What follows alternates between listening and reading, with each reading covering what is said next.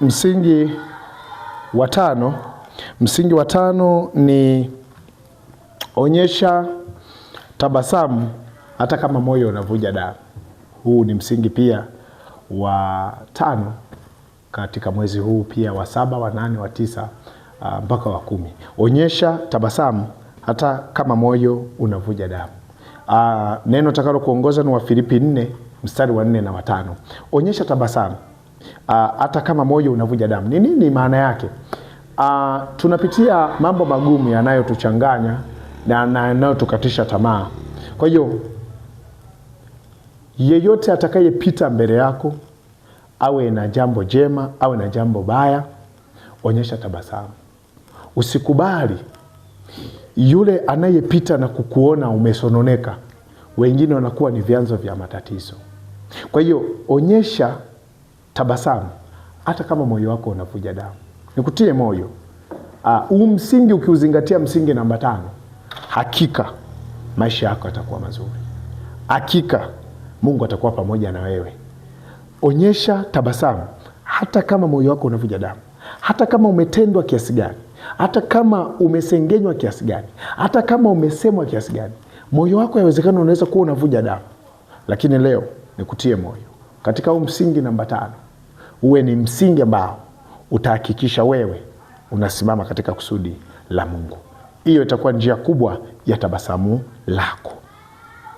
Lakini jambo la 6 na msingi wa 6 na wa mwisho, usiache kuwaombea wengine hata kama maombi yako hayajajibiwa.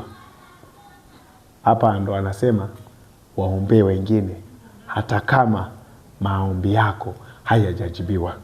Utasoma Efeso 6 mstari wa 18 mpaka ule mstari wa 20. Usiache kuwaombea wengine hata kama maombi yako hayajajibiwa. Hapa tunafundishwa kwamba tuna uwezo wa kutengeneza baraka kwa kuombea wengine. Kwa sababu pindi anapofanikiwa katika ulimwengu wa roho, Mungu kuna kitu anatengeneza kwako katika maisha yako. Kwa hiyo jitahidi sana kuwaombea wengine hata kama kuna baadhi ya maombi yako hayajajibiwa. Hivyo mpendwa, katika hii misingi 6, ninaamini kuna baadhi ya misingi umeikamata, lakini ukichukua yote hiyo misingi 6, mwezi wa 7, wa 8, wa 9, wa 10 na wa 11 na 12 mpaka mwisho wa mwaka, utaweza kuishi vizuri. Utakuwa na furaha, utakuwa na amani, utakuwa na upendo, utakuwa na mshikamano, utakuwa na umoja. Kila mmoja atakaye kuona ataamini Yesu wako anaendelea kufanya kazi kwenye maisha yako. Hivyo mpendwa, nikutakie mafanikio mema na baraka tele katika upambanaji wako ndani ya mwezi wa 6, wa 7, wa 8 mpaka ule mwezi wa 10, 11 na 12. Nikutie moyo, usikose kuomba. Endelea kuomba, endelea kusimama, endelea kuonekana na Bwana, endelea kuonyesha furaha hata kama uko katika nyakati ngumu. Nimechukua nafasi hii ya pekee kumshukuru sana Mungu aliyenikutanisha na wewe. Asante sana kwa kuungana pamoja na mimi katika kipindi hiki cha misingi 6 ya kuishi na furaha ndani ya miezi iliyobaki. Mungu wa mbinguni akutunze na Mungu wa mbinguni akubariki. Ninatamani sana usiache kulike, usiache kuachia comment pale. Endapo ukiona neno limekugusa na umebarikiwa, usiache, nitasoma pale maoni yako. Lakini pia usiache kunitafuta kwa namba yangu ya simu pale. Basi kwa wakati huu ni kuombee baraka za Bwana, na wakati huu ni ombe na wewe. Basi hapo ulipo unaweza ukafumba macho nikakuombea ili misingi hii 6 iweze kudumu katika maisha yako na miezi yote iliyobaki. Tuombe.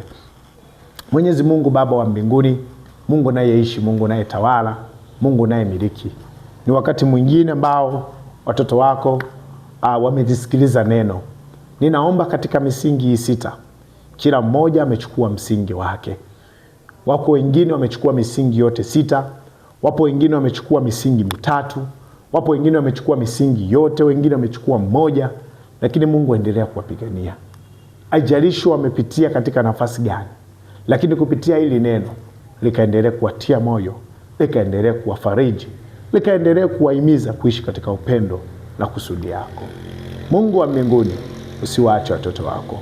Mungu wa mbinguni, uendelee kuwatunza. Mungu wa mbinguni, uendelee kuwatetea. Ni katika jina la Mungu Baba, Mwana na Roho Mtakatifu. Amen. Nikutakie baraka za Bwana. Bwana Mungu akubarikie na kukulinda. Bwana Mungu akuangazie nuru za uso wake na kufadhili. Bwana akuinulie uso wake na kukupa amani. Katika jina la Mungu Baba, Mwana na Roho Mtakatifu. Amina. Kwa hiyo nataka niseme neno moja. Kama ulikuwa haujapitia YouTube channel madhabahu ya Kimbilio, sasa ni muda wako kualika ndugu, jamaa na rafiki. Vipindi vitakuwa vikifuata. Bandika bandua. Mungu wa mbinguni akubariki. Asante. Bye.